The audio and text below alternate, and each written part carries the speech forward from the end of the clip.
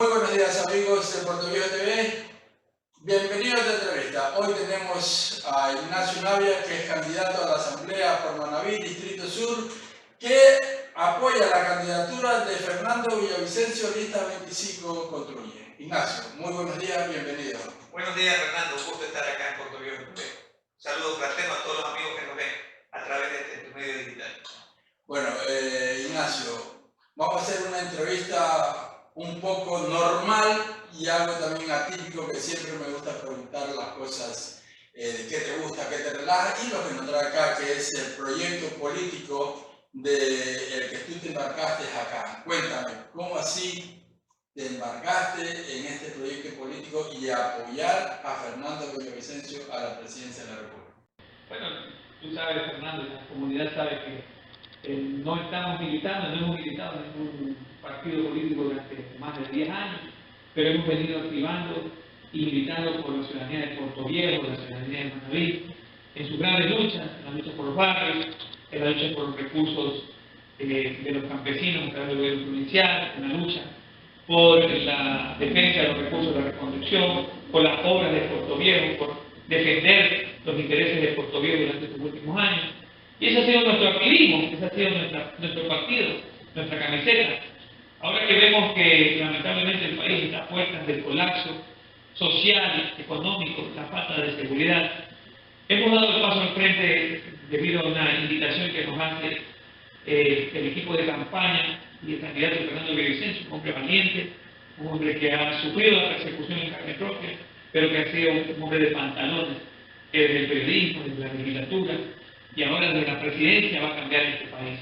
Y estamos convencidos de ese proceso, Fernando. Por eso estamos aquí en esta candidatura a la Asamblea, porque hacemos más, coincidimos en muchas de estas luchas de Fernando Villavicencio por el país, y sabemos que si los valientes en este momento, los patriotas, no damos un paso al frente, lamentablemente el país se nos colapsa, se nos va al abismo.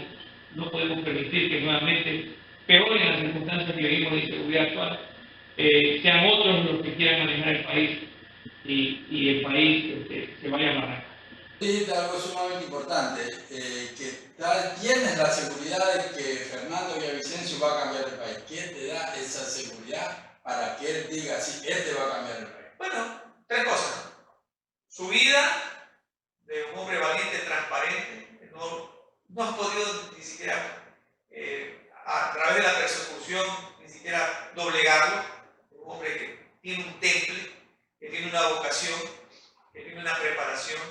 Lo segundo, tiene un plan de trabajo que apunta realmente a los problemas de profundidad del país. Amigos, si nosotros no aceptamos las mafias de los detectes, de la justicia, de los municipios, de la Asamblea, del mismo gobierno nacional, de los militares, de la policía, si no sacamos las mafias del detecte, seguiremos como estamos. Ese es el problema de fondo. Entonces Fernando Villavicencio tiene el perfil, tiene las ideas claras y tiene el proyecto.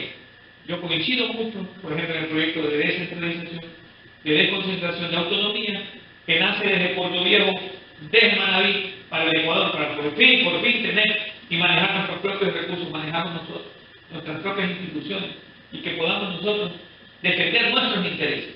Esas son las tres causas, estimado Fernando. A ver, ahora sí vamos, pero ese discurso yo también ya lo escuché en algún momento, que vamos a defender las causas de Manabí, vamos a defender las causas de Puerto Viejo, o los más caros intereses, pero ahora estamos, Ignacio, te tocó estar acá.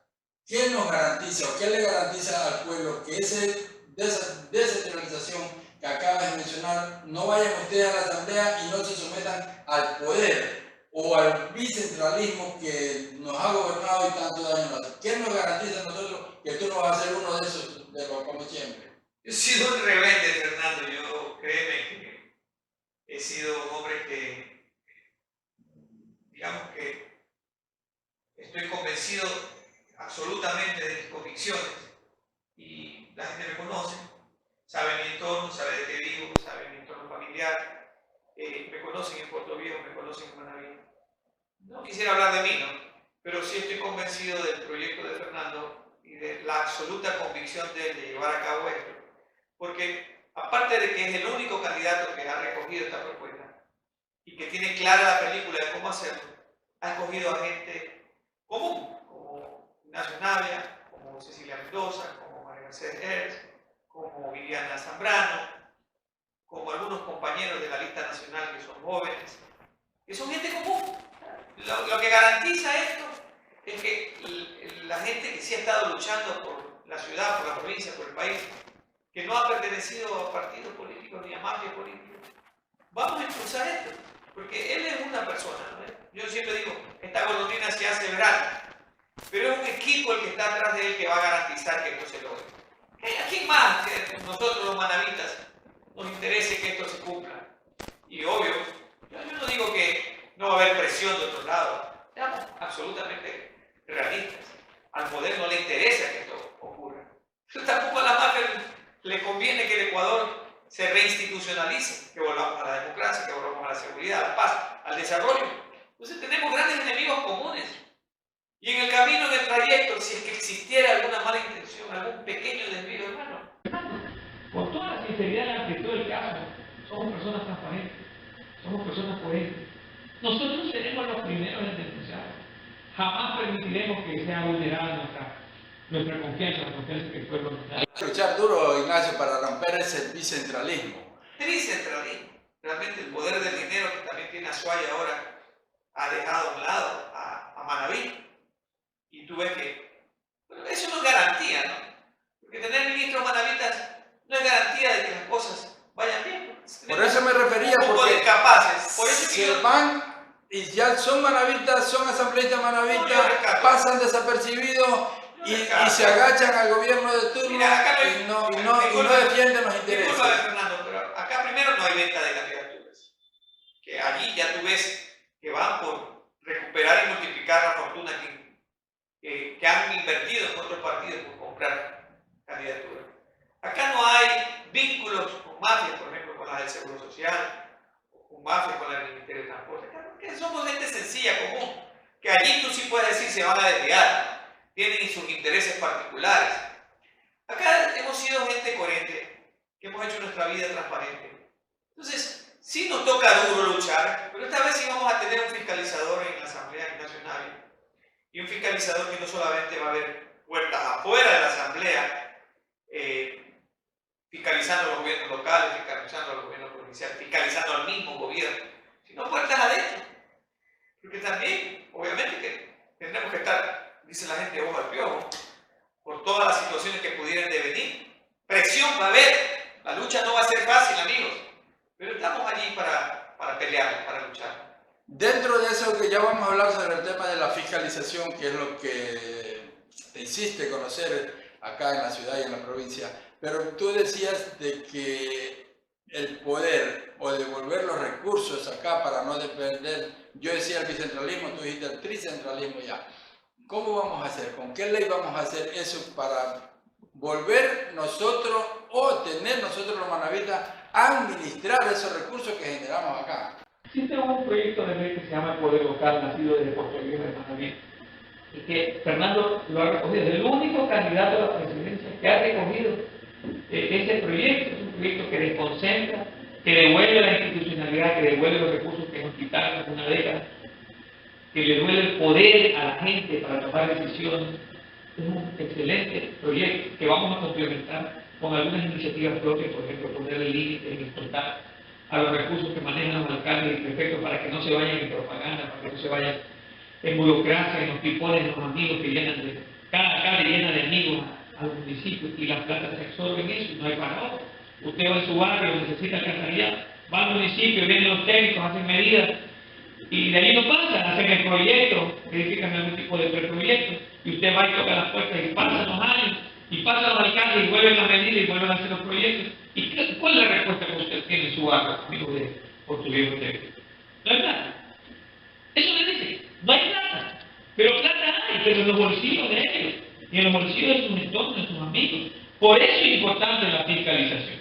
La gente tiene que entender que la fiscalización es el motor que impide que los corruptos se nos lleven el recurso. ¿Qué ha pasado durante décadas? Aquí lo que más ha habido es plata, pero también han sobrado corruptos.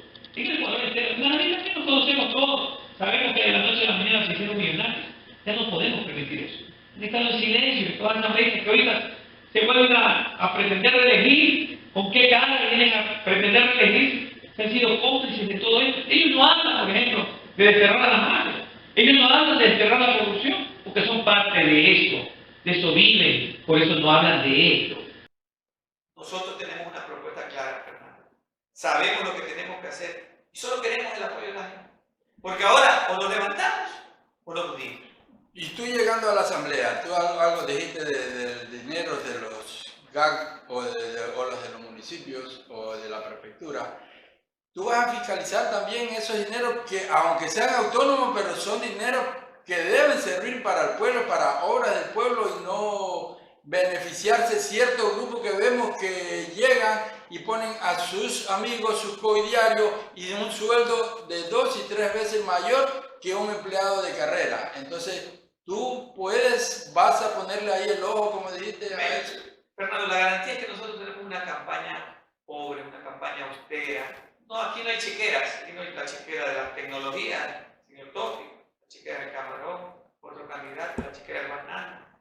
Y no es la chequera del narcotráfico, amigos. ¿Sí? Estamos de corazón. Y sabemos que con la voluntad de todos ustedes, los miles y miles y miles de ciudadanos de Manabí, vamos a hallar sin compromisos. Absolutamente sin compromisos. El problema está cuando los alcaldes tienen que financiar una campaña millonaria. Ahora, antes hablaban de $500,000, $300,000. Ahora están hablando de 2 o 3 millones de dólares para llegar a una alcaldía. ¿Qué cosa tan desquiciada? ¿Cómo no van a entrar a robar? ¿Cómo? Lo primero que van a hacer es repartirse el botín y para el pueblo no quedará pedazo, ni las migajas. Esa es la garantía de que nosotros, con Fernando Villavicencio, tenemos las cosas claras, pero también tenemos la pulcritud de llegar sin compromiso. Yo confío en Fernando. Yo sé que no nos va a fallar. Yo confío en mis compañeros. No nos vamos a fallar, amén.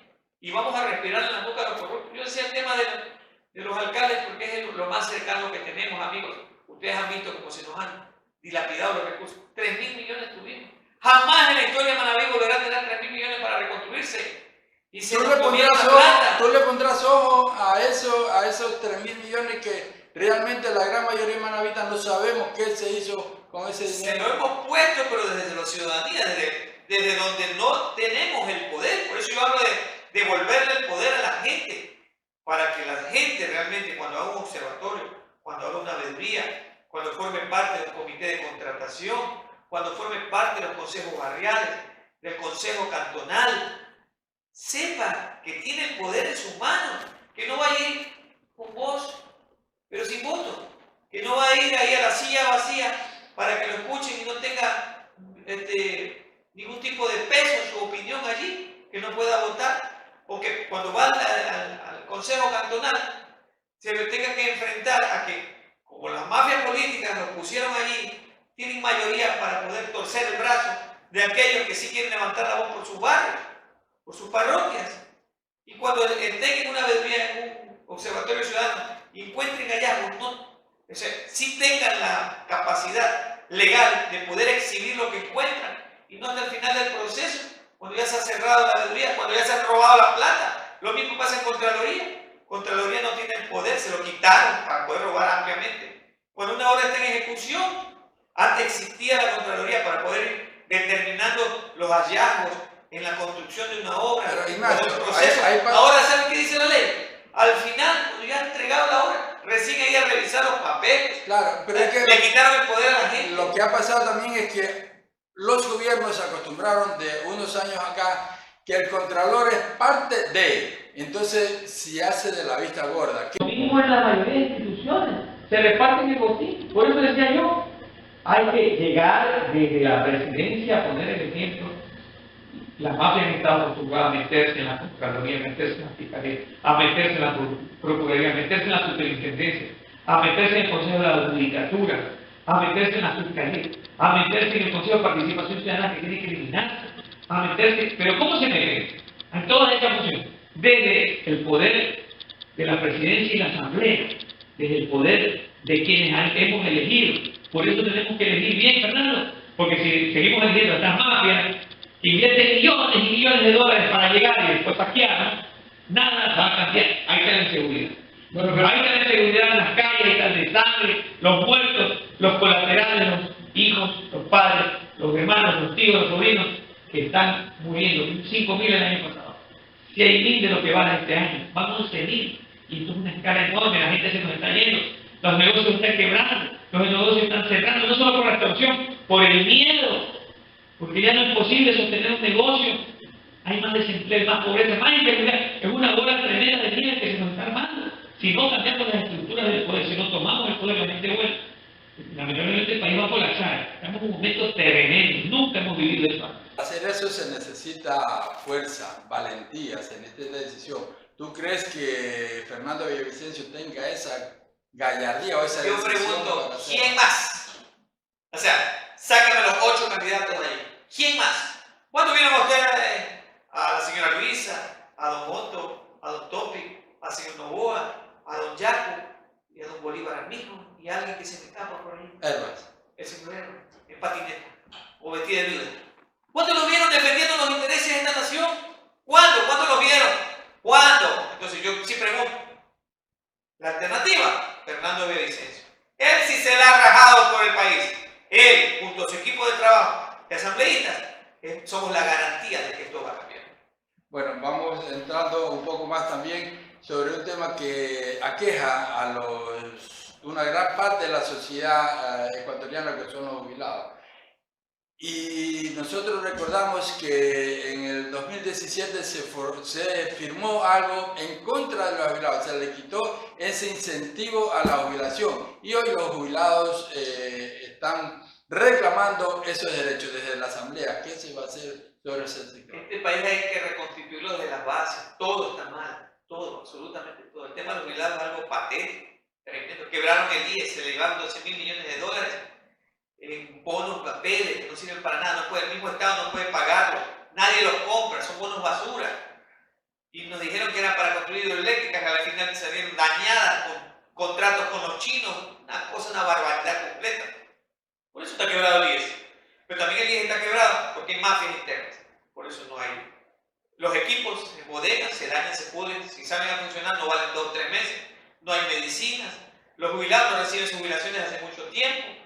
Están peregrinando porque les paguen las jubilaciones, no hay seguro de desgravamen, de Montepío para las viudas, antes existía, ahora el seguro campesino también los afectan de una u otra manera. Luego le tiran la culpa cuando son también aportantes permanentes al desarrollo del país, la clase más vulnerable, los campesinos, nuestros campesinos, dan la vida por tener alimentos para nosotros, los que estamos en la ciudad, y se los quiere maltratar de esa manera. Con ese proyecto de ley que han enviado, que quieren subir los años de jubilación, o sea, trabajen más para los políticos, para los negociantes de IES, trabajen más. Fernando, eso se va a borrar, eso no se va a dar paso. Hay que sacar a las mafias del IES para que la plata alcance. Para que la plata alcance, como tiene que alcanzar la plata. Hay que sacar a las mafias del IES, habrá medicina permanente en los habitantes. Pero obviamente que sí, pues, sí, claro. El gran negociado de los prestadores de salud, no todos, pero algunas mafias que están allí, es tomarse precisamente el tema de la salud, para que no haya medicina. Si no hay medicina, vaya donde el prestador de salud, allá reciba toda la atención y obviamente compra afuera. Y también hay grandes negociados en las compras públicas de la misma seguridad social. Son miles de millones de dólares que se van todos los años. Todos los años cuando no hay hospitales, cuando los empleados también están siendo vulnerados. Es un gran problema social el tema de la seguridad social. Es la caja chica de los gobiernos. Llegan los gobiernos, aunque se ha puesto un pequeño candado ahora por ley, y lo poco que queda de recursos puede ser uno que le quitó el 40% de la contribución para que pueda sostenerse. No es sostenible en el tiempo. Por los robos. Lo mismo pasa en los municipios. Y usted dice, bueno, ¿y hasta cuándo nos inventan más tasas? Nos suben el agua potable, nos inventan que el mantenimiento del alcantarillado 50%, nos suben los predios rurales, nos cambian de predios rurales a urbanos, nos urbanizan, no nos permiten notizar nuestras pequeñas parcelas para nuestros hijos. ¿Por qué se hace todo eso, Fernando? Porque dicen, no hay plata, y generan más plata. Desde los ciudadanos le extraen más plata para seguir robando. Es un tema importante también que desde la Asamblea quisiera saber qué tú haces cuando ciertos sectores rurales lo urbanizan solo para beneficio del municipio del GAC cantonal. ¿Qué vas a hacer? Por eso te decía yo que este país hay que reorganizarlo completamente, hay que limitar las facultades de los alcaldes. Puede ser que, por ejemplo, en la ordenanza, hablamos específicamente de ampliar la malla urbana de las ciudades, se siga menguando la capacidad productiva de los campos. Hay que reorganizar a las ciudades, saber hasta dónde pueden llegar las competencias de los alcaldes. Y el mismo tema, ¿cómo puede ser posible, estimado amigo, querido Fernando y amigos de Puerto Viejo TV, que los alcaldes no tengan rendiciones de cuentas? O sea, la rendición de cuentas anual sea un saludo a la bandera, que no haya una supervisión desde el control. Fernando ha dicho, nuestro compañero Fernando Villavicencio, futuro presidente de la República, que él va a tener una supervisión, porque vamos a tener una institución que va a supervisar y va a tener el control presupuestario de las instituciones. Una especie de contraloría de los presupuestos, porque son miles de niveles. El presupuesto del Estado tiene distintas fuentes. Usted se nutre del impuesto y se nutre del petróleo y de también los deudas, los créditos. Y esos recursos se distribuyen a, por ejemplo, los subsidios que se pagan anualmente por distintas causas, incluso hasta la gasolina, el gas, se van al gasto corriente de sueldos de los burócratas de todas las instituciones públicas. Se van al pago de la amortización de deudas de los anteriores gobiernos y los actuales. Se van a las transferencias a los gobiernos locales, que son cerca de 7.000 millones de dólares. Todo es bastante plata. Yo voy a esto porque recordando de que tú fuiste miembro de la Comisión Anticorrupción acá en Manabí, pero eso ya hemos visto que es el pan nuestro de cada alcalde, de cada prefecto, que llega y pone a lo que tú dijiste, a los amigos y porque no hay la ley, la ley se los permite. Con grandes sueldos y con el paraguas o el candado de que son autónomos, ellos hacen... Y crean coordinaciones, jefaturas, subcoordinaciones, direcciones, subdirecciones y un montón de figuras, asesorías, sí, subsecretarias. Eso lo sabemos. Un montón de figuras para que se enriquezcan ese círculo. Ya, nosotros lo sabemos y el pueblo lo sabe, pero ¿tú qué vas a hacer? O tú tenemos que definir en la ley, el COTAC tenemos que como asambleísta. Así es, que tenga que haber también sanciones. Que los gobiernos cantonales, aparte de la desvinculación, tiene que haber una relación población-institución. Si un municipio, por tomar un ejemplo, vengo de ayer de una entrevista en el municipio en el cantón Montecristi, un municipio de cerca de 50.000 o 60.000 habitantes, no le pongamos Montecristi, tiene como burócratas enrolados en el municipio a más de 1.000 personas. Tiene que haber una relación porcentual entre la población a servir y la cantidad de servidores públicos dentro del municipio. Por ejemplo, municipios de Quito que también están hiperburocratizados. El mismo Quito se queja, sino que son municipios con mucho caudal de recursos, que vienen incluso desde los gobiernos en asignaciones extrapresupuestarias e intervenciones de forma directa a través de instituciones. Por eso el centralismo, por eso hay que cortar ese pulpo del centralismo. Pero son municipios que también sufren de que crean empresas públicas. Aquí mismo en Puerto Viejo, tantas empresas públicas que crean para ahorita eliminarlas. Tiene que haber un límite y tiene que haber una relación. Cantidad de población, cantidad de servidores públicos.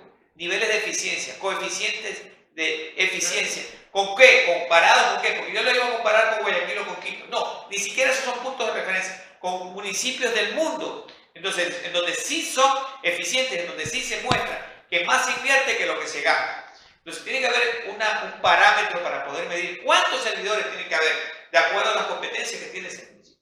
De igual manera, tiene que haber un límite al gasto presupuestario de ese municipio en publicidad. ¿Cómo cambiamos eso? ¿Cómo cambiamos? Poniéndole límites, poniéndole topes. Desde la Asamblea. Desde la Asamblea en el COTAC, en el Código Orgánico de Organización Territorial, Descentralización y Autonomía. Un nombre largo tototote, que era la ley de municipios ante la ley de régimen municipal. Allí. Hay que cambiar, hay que reformar el COTAC. Esa es mi bandera de lucha. Reformar el COTAC y la fiscalización para impedir que se nos sigan robando la plata en Manabí. donde sea, en las instituciones, en los ministerios, en las secretarías y en los municipios. Vamos a algo dentro de tu de que llegas a la asamblea y te vas a convertir, dice, en el fiscalizador de todos estos municipios o GAC cantonales y de los GAC provinciales. Nosotros vemos que en ciertos GAC cantonales, y se hizo moda porque sí hay, bien es cierto, que a la gente le gusta y también da una visualización de ciudad un poco mejor estos adornos navideños que se están haciendo en varios cantones. Pero si bien es cierto, en el 2020, en plena pandemia, un municipio presupuestó más de $100.000 en adornos navideños cuando los hospitales no tenían ni siquiera mascarillas. Entonces, ¿cómo hacemos? ¿Cómo priorizamos eso? Bueno, como te digo, límites, ponerle límites. A ver, lo normal sería, lo comúnmente aceptado es que el 80% del presupuesto sea para inversión y el 20% sea para gasto. ¿En qué gasto corriente? ¿El municipio que no cumple eso? No, tiene sanción. Hasta de esta institución, porque se tiene que ir no solamente el alcalde, los concejales se van también. Porque los concejales aprueban presupuestos, los concejales aprueban POAs, los concejales tienen las asambleas cantonales con los dirigentes barriales en donde se ponen de acuerdo para ver dónde va la obra. Entonces, te va sanción pecuniaria, sanción administrativa, sanción monetaria, pero también hasta de institución, en la tercera o la cuarta, si se reiteran las mismas fallas en un lapso de tiempo, porque tampoco podemos llegar a la anarquía, pero sí tenemos que poner orden y control, porque no puede ser que sigan dilapidando. Estaba el ejemplo de los poquitos navideños. Bueno, sí, primero. Y después fueron $300.000. $300.000 cuando tuvimos aquí un desabastecimiento de agua que podría llegar a repetirse en los próximos días, porque se quemó un transformador y no había plata para comprar ese transformador. O sea, no se invirtió ni siquiera en repotenciar esa planta de agua, en tener vacatas, esa respalda, con motores, con transformadores, con las piezas más importantes, para poder tener el repuesto de reemplazo. Nunca pensaron en los ciudadanos. Ahí tenemos la laguna de Océano. Sigue siendo un poco infeccioso en nuestra ciudad. Se manejaron $1.000 millones, lo doy como ejemplo a mi ciudad. Se manejaron $1.000 millones en 9 años. Los problemas latentes de mi ciudad siguen ahí. Pero tuvimos poquitos, tuvimos conciertos, tuvimos publicidad, propaganda en abundancia, tuvimos un desordenado sistema administrativo lleno de hiperburocracia, lleno de una agencia de empleo de todos los amigos de la Hay que romper entonces ese... Multiplicaron las empresas públicas, hicieron un derroche de todo el dinero que tuvieron, no solucionaron los problemas de Puerto Rico. Pero ese es un candado que hay que romper, Ignacio, en caso de llegar a la asamblea, porque con el paraguas, como te decía, de ser gobiernos autónomos y descentralizados, entonces ellos gastan y no, aunque manejan recursos públicos, ha sido hay que ponerle muy poco. Si no le ponemos límite, van a ser como están. Fernando, la ley, tenemos que buscar los votos para aprobarla. Nosotros sabemos que vamos a llegar a la asamblea un bloque muy importante de asambleístas, donde vamos a ser mayoría. Y en la segunda vuelta estamos, Fernando Villavicencio va a ser presidente. Y por motivos de agenda tengo que pedirte por favor que aceleremos un poquito la entrevista porque hay otras actividades que hacer. Sabemos que la lista 25 es la lista de Fernando Villavicencio y que todos sus asambleístas van a pedir voto por ella. Ya, listo. Entonces, desde la asamblea, Ignacio, ¿cuál va a ser tu caballo de batalla? Desde la asamblea, en el caso de que... Reiterar, enfatizar, nuevamente, insistir en que vamos a tener un asambleísta manabita que va a respetar y hacer respetar a Manabí. Hace muchos años que no existe. Se han quedado calladitos, a la hora de votar se van al baño, no asisten, dejan al alterno, etcétera, etcétera, etcétera. No. Aquí ustedes sabrán que aquí en Manabí va a haber una voz que sí los va a representar, que no se va a quedar callada. Ese ha sido mi modo de vida, ¿verdad? Yo no he vivido la política, yo he vivido de mis actividades particulares y he defendido a mi ciudad y a mi provincia. No voy a dejar de hacer lo que he seguido haciendo. No a nuevos impuestos, no a nuevas tasas, sí a la fiscalización, sí a la denuncia, sí al seguimiento de los recursos de Manabí, sí al seguimiento de los recursos de mi ciudad. Bueno, como tú decías, por agenda de todo eso, la última pregunta, ¿por qué votar por Ignacio Navia o por qué el proyecto de Fernando Villavicencio? Votemos por la seguridad, no votemos por Ignacio Navia ni votemos por Villavicencio. Villavicencio. Veamos el gran norte que tenemos que tener. El gran norte es recuperar la seguridad, recuperar la paz en este país, recuperar el desarrollo, el empleo, recuperar nuestros emprendedores, que la gente no se nos vaya del país. Ese es el gran objetivo de intervenir en política en estos momentos y llevar la bandera de Fernando Villavicencio a la presidencia. Veamos eso. Bueno, listo. Ha sido Ignacio Navia, candidato a la Asamblea Nacional por Manabí, Distrito Sur. Ha sido un gusto estar con ustedes. Gracias, Ignacio, por estar aquí presente y nos vemos en una próxima entrevista. Muy amable, muchas gracias.